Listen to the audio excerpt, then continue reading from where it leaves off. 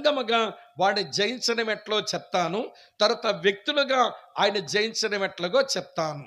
కలెక్టివ్గా as a church వాడిని ఎలా గెలవచ్చును, తర్వాత ఇండివిజువల్ బిలీవర్స్గా వాడిని ఎట్లా గెలవచ్చును అనేది నేను మీతో చెప్తాను. సంఘముగా వాడిని గెలిచేదానికి 4 సంగతులు చెప్తాను. వ్యక్తులంగా వాడిని గెలిచేదానికి ఒక 4 సంగతులు చెప్తాను. వెరసి 8 అంశాలు మన ఉదయకాల సమయంలో ఈ ఫస్ట్ సెషన్లో మనం ధ్యానం చేయబోతున్నాం. ప్రియులారా వినండి, సంఘముగా మనం వాడిని జయించాలి. అయితే సంఘం ఎప్పుడైనా ఈ భూమి మీద అది అభివృద్ధి చెంది విస్తరిస్తుంది అని అంటే వాడు ససేమిరా వాడు తట్టుకోలేడు. ఉదాహరణకు పాత నిబంధన సంఘం చూడండి. అరణ్యములో ప్రయాణం చేసిన ఇశ్రాయేలీలు అనబడిన ఆ పాత నిబంధన సంఘం చూడండి ఎట్లయిందో చదువుతాను. నిర్గమకాండం 1వ అధ్యాయం. నూతన నిబంధన సంఘం దగ్గరకు తరువాత వచ్చి వివరాలు ఇస్తాను. ముందు ఈ సంగతి తెలుసుకోండి. నిర్గమకాండం 1వ అధ్యాయం చదువుతున్నాను చూడండి ప్రియులారా, 7వ వచనం. ఇశ్రాయేలీలు బహు సంతానము గలవారి అభివృద్ధి పొంది 1 విస్తరించి 2 అత్యధికముగా ప్రబలిరి 3 వారున్న ప్రదేశం వారితో నిండి ఉండెను 4. ఎంత బాగా అరణ్యములో యాత్ర చేసిన సంఘం ఎంత బాగా అభివృద్ధి చెందిందో, వారు ఎంత బాగా వారు ప్రబలిపోయినారో. అయితే ప్రియ సోదరి స్నేహితులారా ఆలకించండి. ఇది చూచిన సాతానుడు వీరు ప్రభు యొక్క సంఘమే కదా, కాకపోతే పాత నిబంధన సంఘం ఇది అరణ్యములో ప్రయాణం చేసిన సంఘం కనుక వినండి, వాడు కన్ను కుట్టి వాడు కడుపు మంట పెరిగి వాడు ఫరోను లేపాడు. సాతానుడు పని చేయడానికి ఎప్పుడు వాడికి మనుషులు కావాలి. దేవుడు భూమి మీద చేయడానికి దేవునికి మనుషులు కావాలి.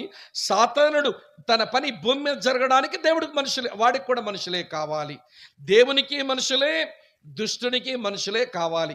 ఇప్పుడు దేవుని సంఘం అది పాత నిబంధన సంఘం అంత బాగా అభివృద్ధి చెందుతుంటే మనుషులు కావాలని వెతుకుతుంటే వాడుకు ఐగుప్తు చక్రవర్తి అయిన ఫరో దొరికినాడు. ఇప్పుడు ఫరో ఏం చేశాడో చెప్పనా, చదువుతున్నాను చూడండి ప్రియులారా. 13, 14 వచనాలు ఇలా వ్రాసి ఉంది. ఇశ్రాయేలీల చేత ఐగుప్తీయులు కఠినముగా సేవ చేయించుకునేది, వారు ఇశ్రాయేలీల చేత చేయించుకున్న ప్రతి పనియు కఠినముగా ఉండెను. వారు జిగటమంటి పనిలోను, ఇటుకల పనిలోను, పొలములో చేయు ప్రతి పనిలోను కఠిన సేవ చేయించి వారి ప్రాణములను విసిగించిరి. ఎందుకండి ఫరో ఇలా చేయిస్తున్నాడు అని అంటే, మట్టి తొక్కాలి, ఇటుక చెయ్యాలి, ఇటుకలు కాల్చాలి, గోడ కట్టాలి, పొలములో పని చెయ్యాలి. దేనికి ముడి సరుకులు మళ్ళీ ఇవ్వడు. మీరు ఇటుకలు కాల్చాలా, కర్ర ఎత్తుకుంటా గడ్డో కర్ర కొయ్యి కాలు ఏదో మీరే వెతుక్కొని తెచ్చుకోండి, అదే మీకు సప్లై చేయబడదు. పని అప్పగిస్తున్నాడు, దానికి కావలసిన ముడి సరుకులు ఇవ్వకుండా వారి ప్రాణాలు విసిగించేస్తున్నట్ట. ఎందుకు అట్లా చేస్తున్నాడనంటే వాళ్ళ ప్రాణాలు విసిగిపోయేలా చేసే పనిలో ఇంటికి వెళ్ళిన తర్వాత తమ భార్యలతో వీరేం సంసారం చేస్తారు? వీళ్ళు భార్యలతో సరిగా సంసార జీవితం కలిగి ఉండకపోతే ఇక వీళ్ళు పిల్లలేం కలుగుతారు? వాళ్ళ అభివృద్ధిని ఆపేయచ్చు అనుకున్నాడు. కానీ ఆనాటి దేవుని ప్రజలైన ఆ పాత నిబంధన సంఘం వారు ఎన్ని కష్టాల్లో ఉన్నా, వారు ఎన్ని ఇబ్బందులు పడుతున్నా, వారి దాంపత్య జీవితం అది దేవుడు ఆశీర్వదించి ఇచ్చిన జీవితం అని దాన్ని ఎక్కడా వారు నిర్లక్ష్యం చెయ్యక వారి సంతానాభివృద్ధి అలా జరుగుతూనే ఉంది. అరేరే, వారి ప్రాణాలు విసిగించేలాగా నేను ఇన్ని పనులు పెట్టినా వీరు అభివృద్ధి చెందుతున్నారని ఇక లాభం లేదు. ఈ హెబ్రీల మధ్య కాన్పులు చేసేటువంటి మంత్రసాలను పిలిపించి, ఏ అమ్మాయి సిఫ్రా, ఏ అమ్మాయి పూయా, మీరు చేయాల్సిన పనింటో తెలుసా? ఈ హెబ్రీ ఆడాళ్ళు డెలివరీ అయినప్పుడు మీరు మగపిల్లల్ని వాళ్ళు కన్నారనుకోండి, పురిటిపేటల మీద చంపండి, ఆడపిల్లలు అయితే బతకనివ్వండి, మన మగాళ్ళు పిల్లాడుతారు వాళ్ళని. మగపిల్లలు పుడితే పురిటిపీటల మీద చంపేయండి వాళ్ళని. ప్రియులు, నాకు అనిపిస్తుంది సాతానుడు ఈ మగాళ్ళు అలా వస్తే, మెస్సియా ఒక మగవాడికి వస్తే తన తల చెదగొడతాడని ఎరిగిన వాడేమో మగాళ్ళు బతకడానికి వీల్లేదు అని ఫరో దూరవాడ పన్నాగం పన్నితే, మంత్రసానులు ఇద్దరు వచ్చారు. వాళ్ళకి ఎంప్లాయ్మెంట్ ఇంటిగ్రిటీ ఉంది. వాళ్ళకి ఎంప్లాయ్మెంట్ ఇంటిగ్రిటీ ఉంది. ఎంప్లాయ్మెంట్ ఇంటిగ్రిటీ అంటే మేము ప్రాణాలు పోయడానికి ఉద్యోగం వచ్చాం, కానీ మేము ప్రాణాలు తీయడానికి ఉద్యోగానికి రాలా. మేము ఉద్యోగంలో అడుగుపెట్టినప్పుడే మేము ప్రాణాలు పోస్తామని మాట ఇచ్చాం, కానీ మేము ప్రాణాలు తీస్తామని మేము ప్రమాణం చేసి మేము ఉద్యోగానికి రాలేదని వాళ్ళలో ఉన్న ఎంప్లాయ్మెంట్ ఇంటిగ్రిటీని బట్టి మగవాళ్ళని అలానే వాళ్ళ బతకనిస్తే నా పన్నాగం మళ్ళీ అది పారలేదే అనుకున్నాడు ఆయన. ప్రాణాలు విసిగించాను, అయినా పిల్లలకు అంటున్నారు.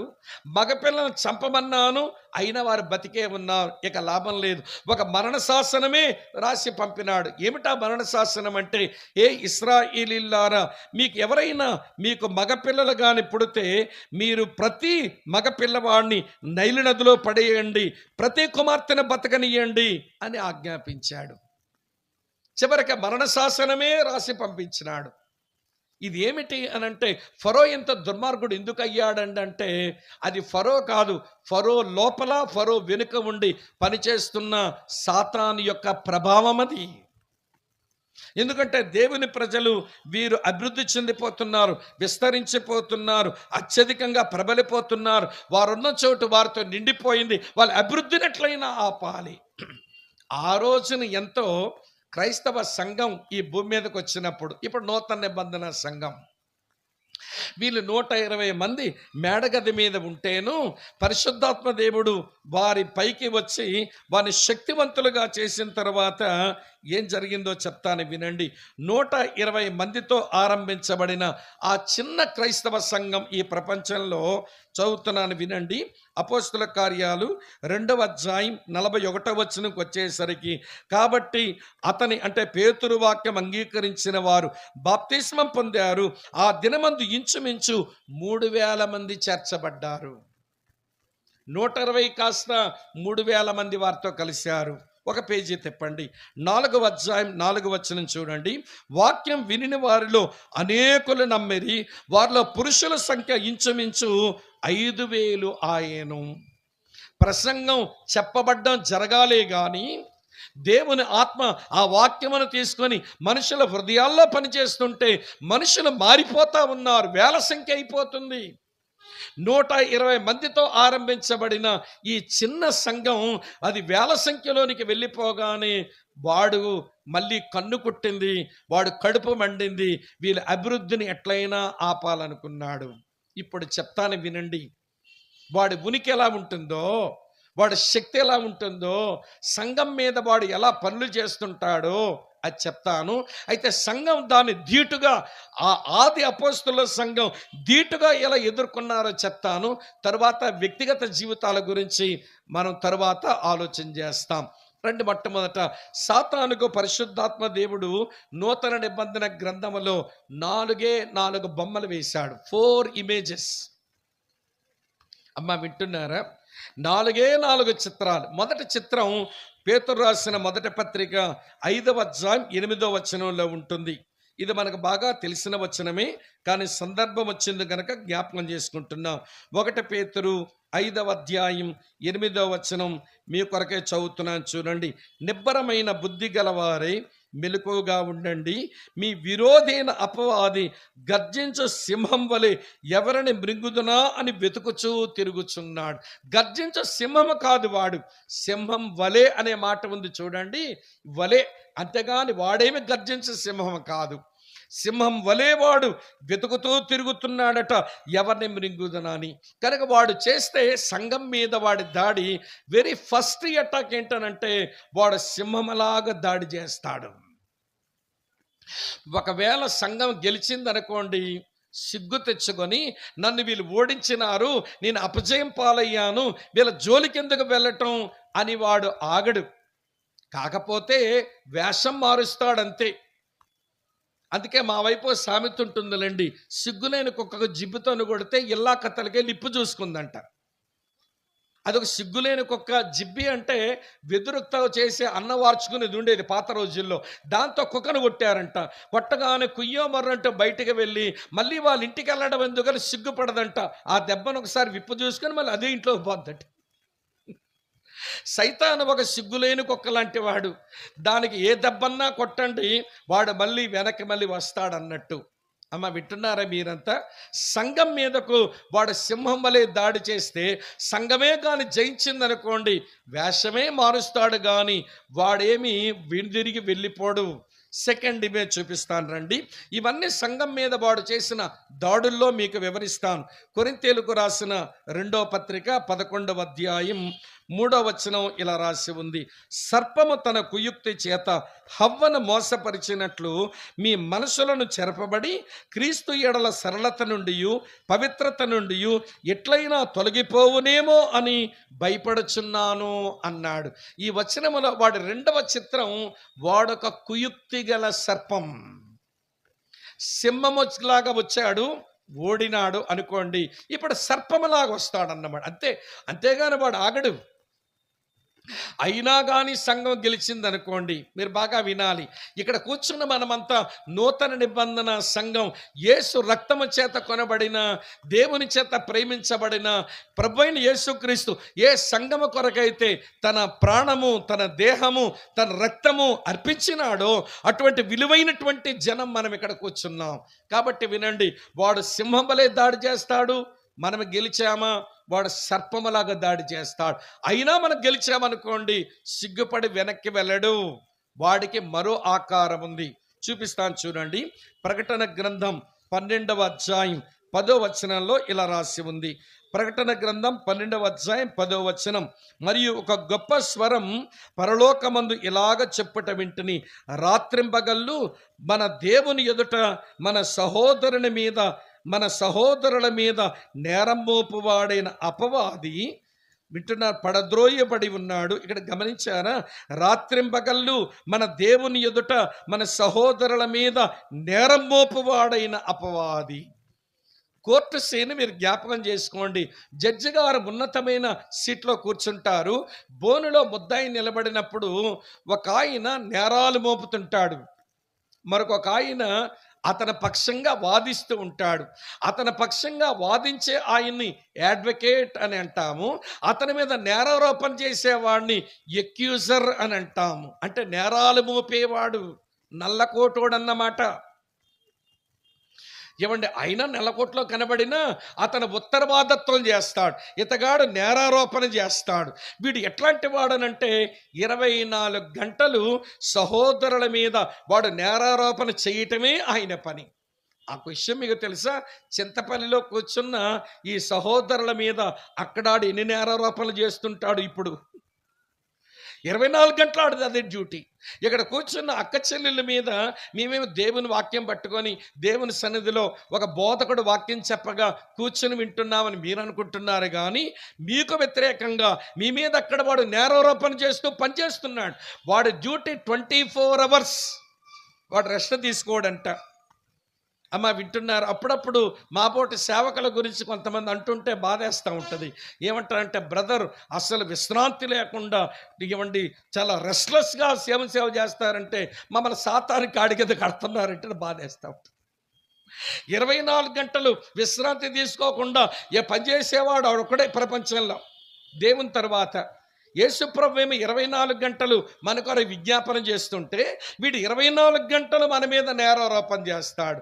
కనుక వినండి ప్రియులారా, ఇతను చాలా బిజీగా ఉంటారండి, రెస్ట్ తీసుకోరండి, చాలా ఏమండి ఎక్కువ గంటలు పనిచేస్తారంటే ఆడి కాడి కింద పోతాం మనం.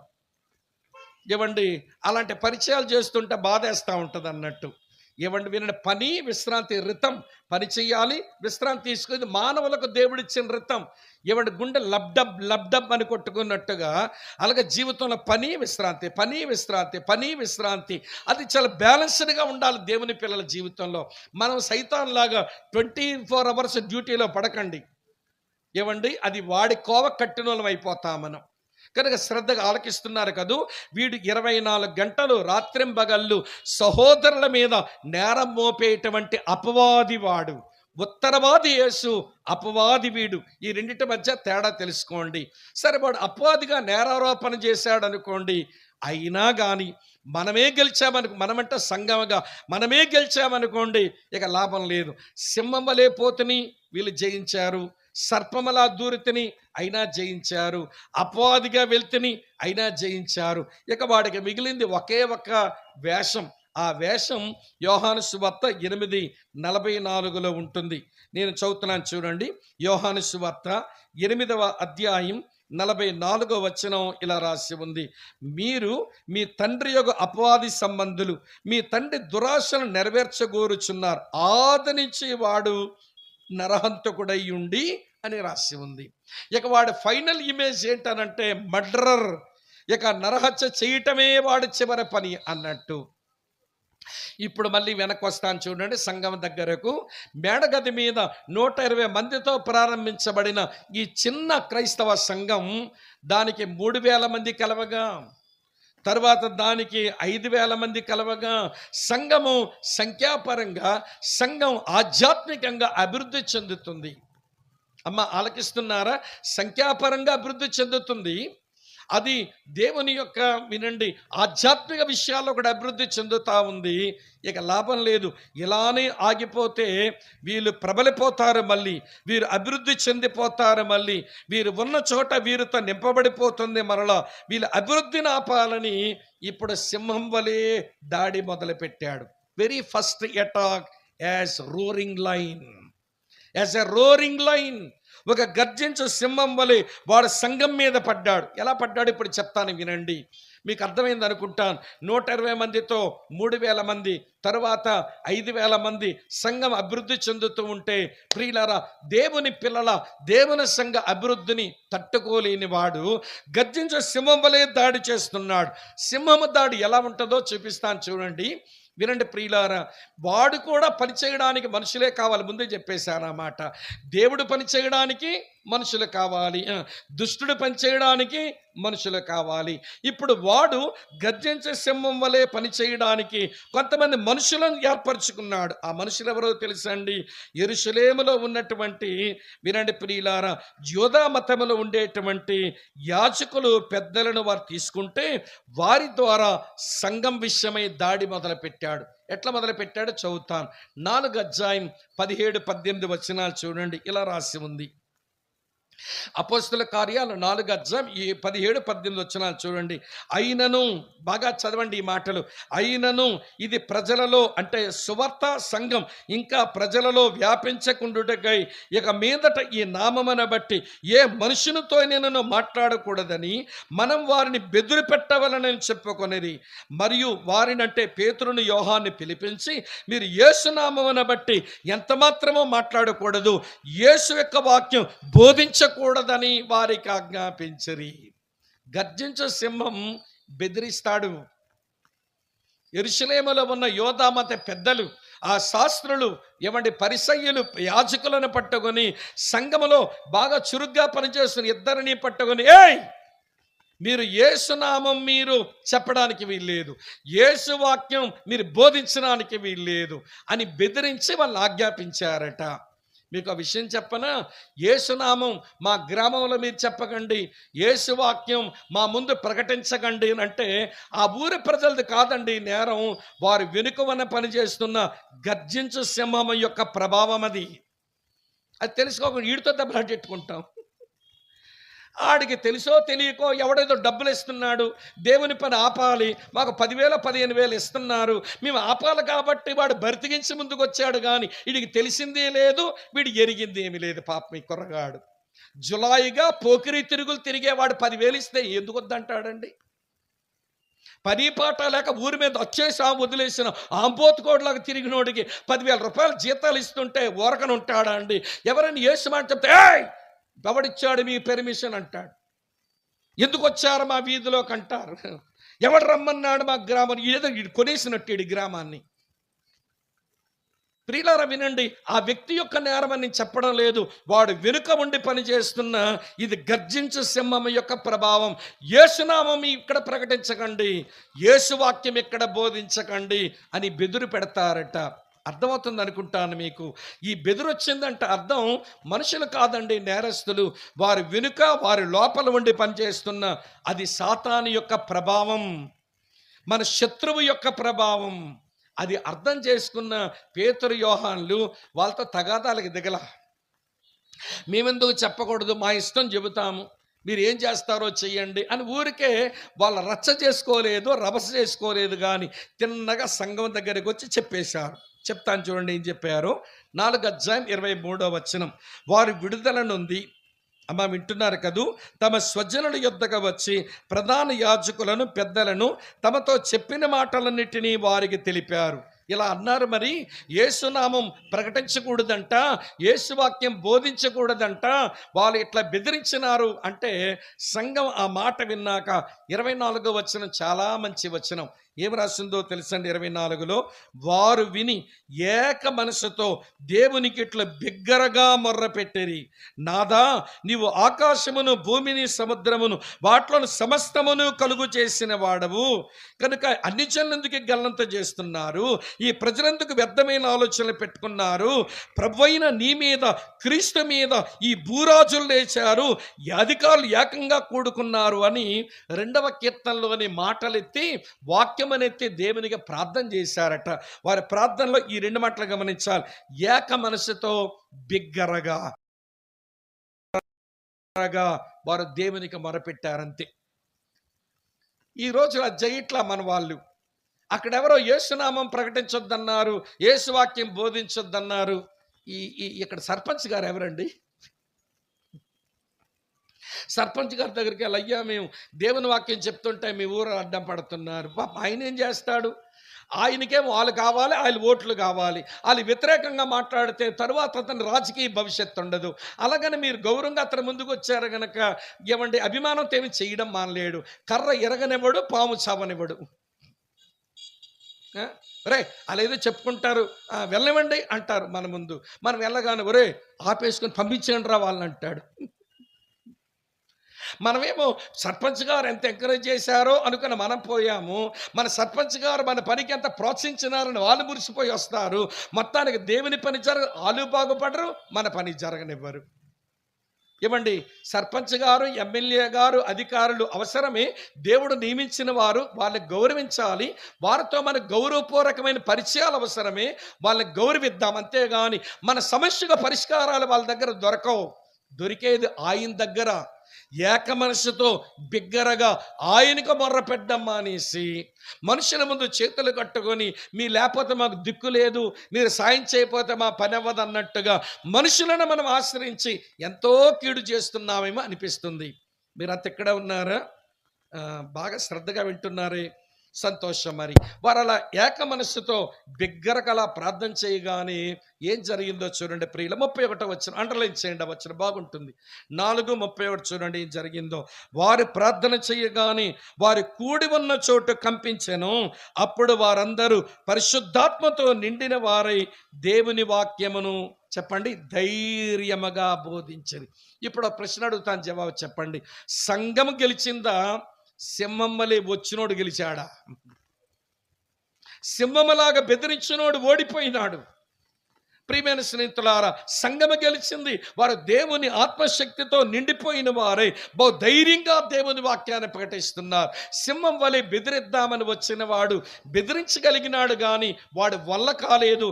దేవుని పనిని సంఘము ద్వారా జరగవలసిందని ఆపలేక ఇక లాభం లేదు.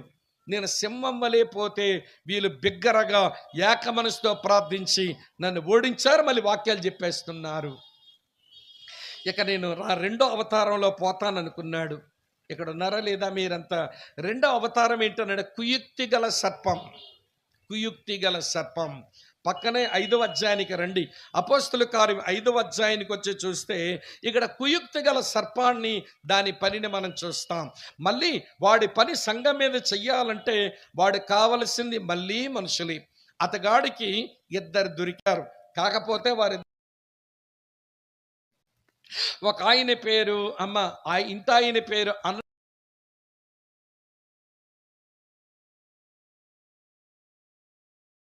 వారు అయ్యకుండా ఆ బర్నబనే యవనస్తుడు అంతకుముందు అతని పేరు యోసేపు. అతను చేసిన సమర్పణ చూసిన సంఘం అతను అభినందించింది, అతని పేరు కూడా మార్చింది. కనుక వీళ్ళిద్దరు అనుకుంటున్నారేమో, మన పేరు కూడా మారితే ఎంత బాగున్ను, మనల్ని కూడా సంఘం అంతా అభినందిస్తే ఎంత బాగున్ను, మనం కూడా ఏదో సమర్పించేసుకుందాం అని వారు కలిగిందంత అమ్మారు. అది పట్టుకొచ్చి అప్పుడు వచ్చిందండి మనం ఏమైపోతామంత చేస్తే. కొంతమంది దేవుని సమర్పించుకుందాం తీర్మానాలు చేస్తారు, కానీ ఇచ్చే టైం వచ్చేసరికి ఏమండి మనం ఏమైపోతాం అంత ఇచ్చేస్తే అనుకుంటారు. అనుకుని ఎవరిలో వచ్చిందో ప్రేరణ తెలియదు, కానీ మొత్తానికి ఆ ప్రేరణ వచ్చినప్పుడు వారు కొంచెం దాచుకొని కొంత తీసుకొని అననీయ వస్తున్నాడు. మీకు కనబడేది అననీయ, మనకు కనబడేది అననీయ. కానీ ప్రియమైన స్నేహితులారా, సాతానుడు ఆ అననీయాలో వేషధారణ అనేది పెట్టి సంఘమును కలుషితం చేయడానికి లోపలికి వచ్చేస్తున్నాడు. అననీయ లోపల హిపోక్రసీ వేషధారణ పెట్టి లోపలికి వచ్చేస్తున్నాడు. దేవుని దాసుడు సంఘ పెద్ద అక్కడనే అననీయాని ఆపి ఎంత మంచి మాట అన్నాడు చూడండి, 5:3 అప్పుడు పేతురు, అననీయ, నీ భూమి వెలలో కొంత దాచుకొని పరిశుద్ధాత్మను మోసపుచ్చుటకు సాతాను ఎందుకు నీ హృదయమును ప్రేరేపించెను? ఆ ప్రేరణ నువ్వెందుకయ్యా లొంగిపోయావు? దేవుని ప్రేరణతో బతకవలసిన వాడివి సాతాను ప్రేరణతో వచ్చావేంటి ఇక్కడికి? సాతాను ఎందుకు నీ హృదయం ప్రేరేపించాను? ఇక్కడ విషయంగా వేషధారణ అనే దానికి ఒక నిర్వచనం ఏంటి అని అంటే, వేషధారణకు నిర్వచనం వినండి, పరిశుద్ధాత్మ దేవుని మోసం చేయటం. Hypocrisy is nothing but deceiving the spirit of God. వేషధారణ కలిగి ఉండడం అంటే పరిశుద్ధాత్మ దేవుని మోసం చేయటమే. కనుక వేషధారణ లోపల చొప్పించుకొని సాతాను ప్రేరణకు లొంగి పరిశుద్ధ జీవము గల దేవుని సంఘాన్ని మీరు అపవిత్రపరచడానికి లోపలికి వచ్చావు కదా అని చెప్పే ప్రియమైన స్నేహితులారా, అక్కడే పేతురు మాట్లాడుతూ ఉండగా ఆ మాటలు వింటూనే అననీయ కింద పడి ప్రాణాలు విడిస్తే చనిపోయినాడు. బాబు యవనస్తులు ఏమండి, వేషధారణతో ఏమండి వచ్చిన మనిషిని పాతి పెట్టడానికి ఎవరు పనికొచ్చారంటే యవనస్తులే పనికొచ్చారు. ఒక మాట నేను అనుకుంటాను, సంఘాలలో కనబడే వేషధారణ సమాధి కట్టవలసిన వాళ్ళు యవనస్తులే. మన కర్మేంటో కానీ ఈ రోజుల్లో దరిద్రం, యవనస్తులే పెద్ద వేషధారులు అయ్యారు. వేషధారులు సమాధి కట్టవలసిన యవ్వనస్తులు వీళ్ళే వేషధారులుగా మారిపోతే ఇక సంఘము దాని మనుగడేమవుతుంది చెప్పండి? సరేలేండి, ఇప్పుడు అననీయాను పాతి పెట్టడానికి పోయారు. ఈలోగా సప్పీరక్క బయలుదేరి వస్తున్నది. నేను అనుకుంటాను, ఈవిడెందుకురా వెనకాల వచ్చింది, ఇద్దరెందుకు కలిసి రాలేదంటే నేను అనుకుంటున్నాను ఇట్లా ఇమాజినేషన్, బైబిల్ ఎక్కడుందని అనకండి. నా ఊహ ఏంటనంటే, ఏమండి యోసేపు పేరు మార్చారు, అప్పుడు పేతురుని బాగా పొగిడాడు, మన బ్రదర్స్ అంతా ప్రైజ్ ద లార్డ్ అన్నారు, చప్పట్లు కొట్టారు. ఇప్పుడు మనకి చప్పట్లు కొడతారు, మనల్ని బట్టి ప్రైజ్ ద లార్డ్ అంటారు, మన పేర్లు కూడా మారుస్తారు. మనం ఇద్దరం ఒకసారి వెళ్తే ఇద్దరిది ఒకేసారి కార్యక్రమం అవుతుంది. అలా అయితే నాకు నచ్చదు, మనకు డబల్ కావాలని. ముందు మీరు వెళ్ళండి, తర్వాత నేను వస్తానని చెప్పిందేమో. అమ్మ వింటున్నారా? ఆయన గారు వచ్చారు, ఆయన పని అయిపోయింది. ఇప్పుడు అక్కగారు బయలుదేరి వస్తున్నారు. అమ్మ వింటున్నారా మీరంతా? ఏమంటే రాగానే మళ్ళీ ఆమెలో ఉన్న వేషధారణకు మళ్ళీ పేతురు మరొక భాష్యం చెప్పాడు. చదువుతాను చూడండి, 5:9 ఇలా రాసి ఉంది. అపోస్తుల కార్యాలు 5:9. అందుకు పేతురు, ప్రభు యొక్క ఆత్మను శోధించుటకు మీరు ఎందుకు ఏకీభవించారు? వేషధారణ కలిగి ఉండడం పరిశుద్ధాత్మను శోధించటమే. వేషధారణతో బ్రతకడం పరిశుద్ధాత్మని మోసగించడమే. అపోస్తుల కార్యం 5వ ఈ మంచి ఏమంటే భాష్యాన్ని మనకు తెలియచేస్తుంది. కనుక ఇప్పుడు సప్పీరా సంగతి ఏమైంది? అవి నీ పెనిమిటిని పాతి పెట్టి వచ్చిన వారి పాదాలు ఒకటే ఉన్నాయమ్మా, నీ గతి కూడా అంతే అంటే యవనస్తులు మళ్ళీ పోయి ఆమెను కూడా పాతి పెట్టి వచ్చారు. ఇప్పుడు ఏం జరిగింది? ఇప్పుడు సంఘంలో బాగా వినండి ప్రియులారా. వేషధారణను ఇద్దరు వ్యక్తుల్లో చొప్పించి వారిని సంఘములోనికి పంపించి పరిశుద్ధ జీవమగల దేవుని సంఘాన్ని అపవిత్రపాలు చేద్దామని ప్రయత్నం చేసి దాని అభివృద్ధిని ఆపేయచ్చు.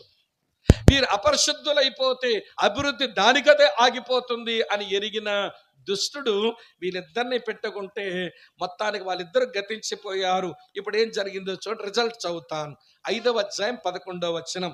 సంఘమంతటికిని ఈ సంగతులు వినిన వారందరికీ మిగుల భయము కలిగేను అని రాసి ఉంది.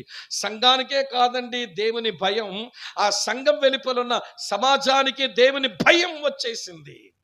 ఇప్పుడు చెప్పండి, ఈ ప్రశ్నకి జవాబు ఇవ్వండి. సంఘం గెలిచిందా, సర్పం వలె వచ్చినోడు గెలిచాడా? అమ్మా చెప్పండి కొంచెం గట్టిగా. సంఘమే గెలిచింది. ఇప్పుడు సంఘం గెలవడానికి గల కారణం ఏంటనంటే, వినండి, సంఘం గెలవడానికి గల కారణం ఏంటనంటే డిజర్న్మెంట్ ఆఫ్ ద స్పిరిట్, ఆత్మదేవుడిచ్చిన వివేచన. పేతురు వాళ్ళ ఇంటికి వెళ్ళేమని విన్నాడా? వాళ్ళు దాచుకునే డబ్బులు కూర్చున్న సమాచారం, వాళ్ళ వేషధారణ వాళ్ళ ఇంటి దగ్గరికి వెళ్ళేమని తెలుసుకున్నాడా? లేదండి. ఆయన సంగముగా కూడుకున్న చోటే ఉన్నాడు. వారే వాళ్ళ ఇంటి దగ్గర నుంచి వచ్చినప్పుడు వారి పరిస్థితిని ఆత్మ ద్వారా వివేచించి దైవజనుడు మాట్లాడి ఆ వేషధారణకు సమాధి కట్టి సర్పమును ఆయన ఓడించగలిగినాడు. ప్రియమైన దేవుని సంగమా, యెహోవా షమ్మా, జాగ్రత్తగా వినండి. సంఘం అభివృద్ధి చెందుతుంటే, సంఘం విస్తరించుంటే, సంఘం ప్రబలిపోతుంటే, సంఘ వారున్న చోట వారు అధికమైపోతూ ఉంటే సాతానుడు ఊరుకోడు. అప్పుడు ఊరుకోలేదు, ఇప్పుడు ఊరుకోవడం లేదు. కాబట్టి ప్రియమైన స్నేహితులారా, వాడు గర్జించే సింహం వలె వచ్చాడా? ఏక మనసుతో బిగ్గరగా ప్రార్థిద్దాం, మంచి ఫలితాలు వస్తాయి. వాడు సర్పములాగా వాడు వస్తున్నాడా? ఆత్మ వివేచన ద్వారా వాడు ఎదుర్కొందాం, మెట్టుకు విజయాలు మన సొంతం అవుతాయి. సరే, 2 మార్లు వచ్చినాడు సంఘం మీదకి, ఓడిపోయాడు కదా, నాకెందుకులే వీళ్ళతో గొడవ అనుకుంటాడని మీరు అనుకుంటా. ఆడు వదలడు. కొంతమంది చచ్చే వరకు ఏమండి, వరే ఓడిపోయావు కదరంటే, నేను ఓడిపోయినా కింద పడి గిల్లేస్తాను కదా అంటాడంటీడు. నేను కింద పడినా చిక్కుతాను కదా అని అంటున్నాడట. మరి ఓడిపోయావు కదరా, నువ్వు కింద పడిపోయావు కదరంటే, నేను కింద పడినా గిల్లుతానుగా అంటాడట. కొంతమంది ఓడిన స్థాయిలో ఎంత అధమ స్థాయికి వెళ్ళిపోయినా అక్కడి నుంచి ఏదైనా చేద్దామనుకునే రకాలు ఉంటారు. ఇక్కడ ఉన్నారా మీరంతా? కనుక వీడు సర్పం వలె వచ్చిన ఓడాడు, సింహం వలె వచ్చిన ఓడాడు. ఇక లాభం లేదు, అపవాదులు వెయ్యాలి, వీళ్ళ మీద నేరారోపణ చెయ్యాలి. కనుక ఈ పని జరగాలనంటే ఎట్లా జరుగుతుంది అని అంటే, మగాల్ని పట్టుకుంటే అవ్వదని వాడికి బాగా తెలుసు. మగాళ్ళకి ఊరికే వాడిని నిందించడం, నేరారోపణ చేయడం వీళ్ళకి ఇష్టం ఉండే అనుకుంటారులేండి, పోతే పోనీలేండి, దులిపేసుకుంటారు మగన్నయ్యలంతా. కానీ ఆడవాళ్ళు ఉంటారే, అమ్మో మీకు పెద్ద నమస్కారం పెట్టాలి. ఏమండి, నేరారోపణ చేయాలంటే ఆవిడిలాగా ఈవిడిలాగా బొగ్గలు తిప్పుకొని మరి సాటి మనిషి మీద నేరారోపణ చేసి ఏమండి ఎన్ని గిల్లు కజ్జాలు తెస్తారో అమ్మ లెక్కలు. అందుకే నేను తరచుకు మాట అంటాను, 100 క్రాఫులున్న గొడవ ఉండదు, కానీ 2 పిలకలుండి చాలు ముడెట్టేసుకుంటారు ఇల్లు. 100 క్రాఫులున్నా ఏం సమస్య ఉండదు, అక్కడ 2 పిల్లకలు చాలు. ఆ 2 పిల్లకలు అత్త పిల్ల కోడల పిల్ల అయిందనుకోండి, ఇక దేవుని సేవకుడు చచ్చినట్టు ఇక్కడ. అమ్మ వింటున్నారా? ఇప్పుడు అపోస్తలుల 6వ అధ్యాయంలో అమ్మ లక్కలను పట్టుకున్నాడు వీడు, సహోదరులు పట్టుకున్నాడు. చూడండి, చదువుతాను. అపోస్తలుల కార్యం 6వ అధ్యాయం వినండి. అపవాదులు వేసేవాడు, నేరారోపణ చేసేవాడు ఎట్లా చేస్తున్నాడు?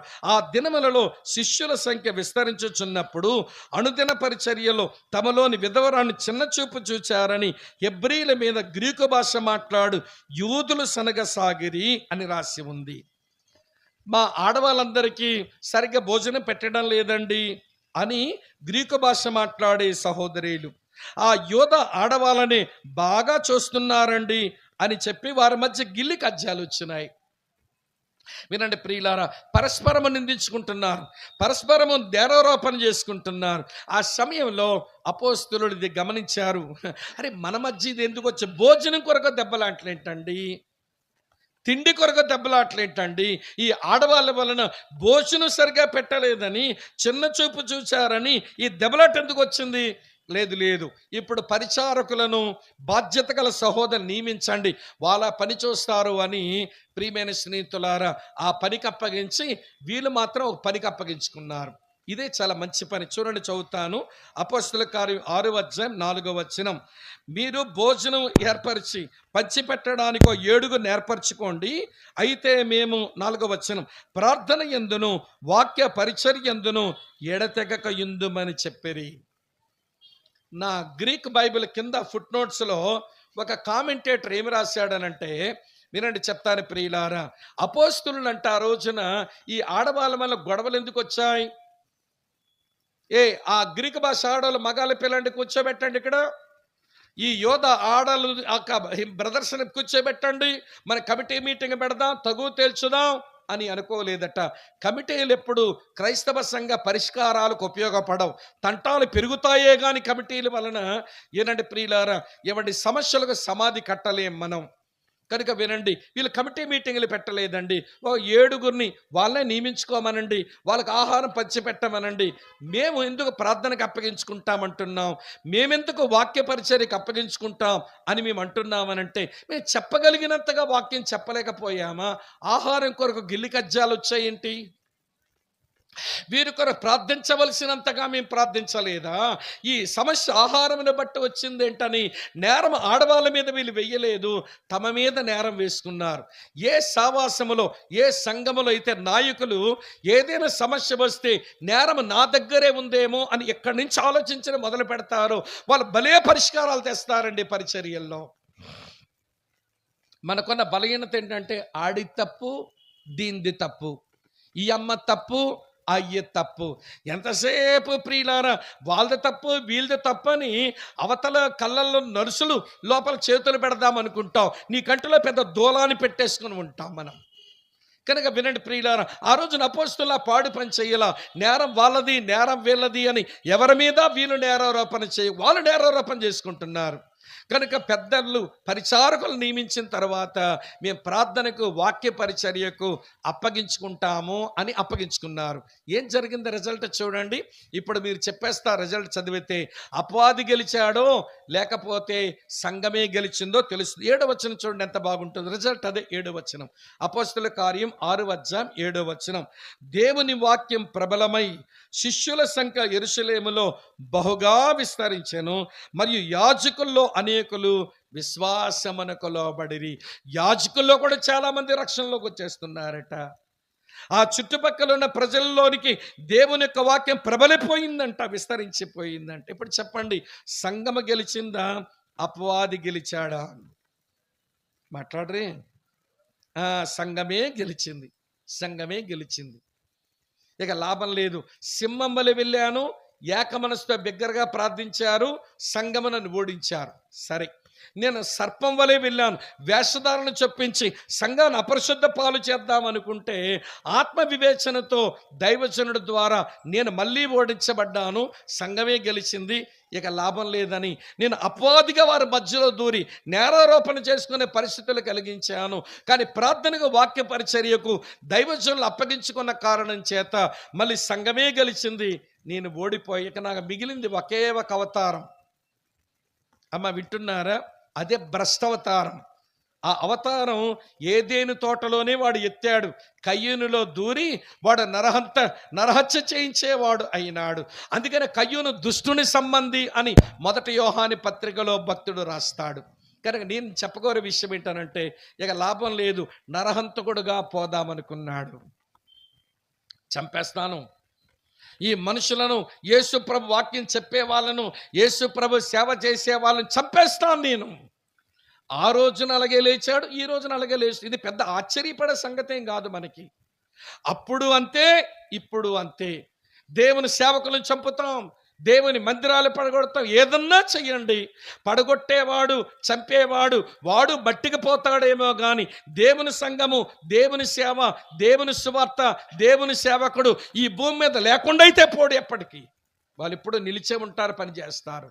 ఆయన వచ్చే వరకు ఏమండి ఆ పని జరుగుతూనే ఉంటుందని లేఖనం మనకిచ్చినటువంటి గొప్ప ఏమండి భరోసా, లేఖనం ఇచ్చిన గొప్ప గ్యారంటీ. సరిగా లాభం లేదు, నేను నరహంతకుడుగా లేద్దామని లేచాడు. లేచి ప్రియులారా స్టెఫనును చచ్చేలా చేశాడు. స్టెఫను చంపిన దృశ్యం జ్ఞాపకం చేసుకోండి. ఆ? అతని మీద కూడా, యేసు మీద ఎలాగైతే అబండాలు మోపి చంపాలనుకున్నారో, వినండి వినండి, స్టెఫను మీద కూడా అలాగ అబండాలు మోపారండి. చదువుతాను చూడండి, అపొస్తలుల కార్యం 6:11. అప్పుడు వారు, వీడు అంటే స్టెఫను, మోషే మీదను దేవుని మీదను దూషణ వాక్యములు పలకగా మేము వింటిమని చెప్పుటకు మనుషులను కుదుర్చుకున్నారంట. దొంగ సాక్షులను కుదుర్చుకున్నారంట. ఆయనేమి మోషేకి విరోధంగా ఈయనెందుకు మాట్లాడతాడు? దైవ దూషణ స్టెఫను ఎందుకు చేస్తాడు? ఈయన మోషేకి వ్యతిరేకంగా మాట్లాడాడు, దేవుని దూషణ చేశాడు అని చెబితే, వినండి ప్రియులారా, అతను చంపేయొచ్చు అన్నట్టుగా దుష్టుడు ఇలాంటి దొంగ సాక్షులను లేపి, వినండి ప్రియమైన స్నేహితులు, దొంగ సాక్షులను లేపి చివరికి స్టెఫను చంపే పని చేశారు. స్టెఫను చనిపోయినప్పుడు, వినండి ప్రియమైన, అతని అనుభూతులు మీరు గమనించండి. స్టెఫనుకు దేవుని సంఘములో యథార్థంగా దేవుని కొర బ్రతికే వారికి చచ్చే కృప ఉంటుందట. Dying grace. వీళ్ళు మనుషులను రక్షించే కృపే కాదు, దేవుని కొరకు సమర్పించుకునే కృపే కాదు, దేవునికి చచ్చే కృప ఉంటుందంట. ఎంత బాగా చచ్చిపోతారో వీళ్ళు. వినండి వినండి, ఆ స్టెఫను మీద రాళ్ళేసి కొడుతుంటే, అంకుల్ నన్ను ఎందుకు కొడతావు అంకుల్, దండ పెడతాను వదిలే అంకుల్, ఒరే బాబు మా బాబాయ్ని పిలవరా, నన్ను కాపాడతాడు, మీకు దండం పెడతాను వదిలేయండి, ఇవేమి లేవండి, చంపుకుండ్రా మీరు రాలేసి కొట్టుకొనని. అతను చేసింది ఏంటో తెలుసండి, అతని ముఖమును పరలోకం తట్టు ఎత్తాడు అంతే. He lifted his head towards heaven అంతే. పరలోకం వైపు ఆయన తలకాయనెత్తాడు. ఆయన కన్నులు దేవుని కుడిపార్శ్వమందున్న ప్రభు నిలిచి ఉండుట చూచాయట. అతని కన్నులు పరలోక ప్రభువును చూచాయి. ముఖమేమో పరలోకం తట్టెత్తాడు. అమ్మ వింటున్నారు, కళ్ళేమో పరలోక ప్రభువును చూచాయి. మరి పెదాలు ఏం చేస్తున్నాయి అంటే, ఆయన పెదవులతో వినండి వినండి, ఆయన ప్రార్థన చేస్తున్నాడు. ఏమని ప్రార్థన చేశాడు? ప్రభువుని గూర్చి మర్రపెట్టి, యేసు ప్రభువా నా ఆత్మను చేర్చుకొనమని స్టెఫను పలుకుచుండగా వారు అతని రాళ్లతో కొట్టారు. అతని మోకాలుని, ప్రభువా ఈ పాపం వారి మీద ఈ పాపం మోపకమని గొప్ప శబ్దముతో పలికి ఈ మాట పలికి నిద్రించెను. అమ్మ, అతని పెదవులు పరలోక ప్రభువుకి ప్రార్థన చేస్తున్నాయి, మోకాళ్ళు పరలోక ప్రభువు తట్టు వంగిపోయినాయి. ఏమి ఆధ్యాత్మిక అనుభవం అండి. ముఖమేమో పరలోకం తట్టు ఎత్తబడగా, కళ్ళేమో పరలోక ప్రభు వైపే చూస్తుండగా, పెదవులేమో పరలోక ప్రభుగా ప్రార్థించగా, మోకాళ్ళేమో పరలోక ప్రభు తట్టు వంగగా, అసలు ఎవడి బతిమిలాడింది లేదు, ఎవడికి దండం పెట్టింది లేదు, ఎవడి మీద శపించింది లేదు, ఎవడిని బెదిరించింది లేదు, ఎవడి మీద దోషణ మాట పలికే చప్పుకుంట్రా ఏం చేసుకుంటారో అన్నట్టుగా ఎవడు చచ్చే కృప కలిగిన ఈ దైవజనుడు ప్రియులారా అలాగ మరణించగా, వింటున్నారా మీరంతా? రిజల్ట్ ఏమొచ్చిందండి? నరహంతకుడుగా లేచాడు వాడు. స్టెఫను చంపి తర్వాత యాకోబుని చంపించినాడు, తర్వాత పేతును కూడా చంపాలనుకున్నాడు. వాడు పని అయితే ఆపలేదు. కానీ ఏమంటే రిజల్ట్ ఎలా వచ్చిందో చూపిస్తాను రండి. ఒకసారి రండి, 8వ అధ్యాయం 4వ వచనం చదువుతున్నాను. అపొస్తలుల కార్యాలు 8:4. స్టెఫను చనిపోయిన తర్వాత, అమ్మ మొదటి వచనం చదవండి. ఆ కాలమందు యెరూషలేములోని సంగమునకు గొప్ప హింస కలిగినందున అపొస్తలులు తప్ప అందరూ యోదయ సమరయ దేశముల యందు చెదరిపోయి. ఇప్పుడు 4వ వచనం చదవండి. కాబట్టి చెదరిపోయిన వారు సువార్త వాక్యమును ప్రకటించుచు సంచారము చేసిరి. ప్రభు యొక్క సంకల్పం అపొస్తలుల కార్యం 1:8 ప్రకారం మీరు యెరూషలేములోను యోదయ సమరయ భూదిగంతముల వరకు నాకు సాక్షులై ఉండాలి. అక్కా చెల్లి తమ్ముడన్నా వినండి, ఇంతవరకు యెరూషలేములోనే ఉన్నారు.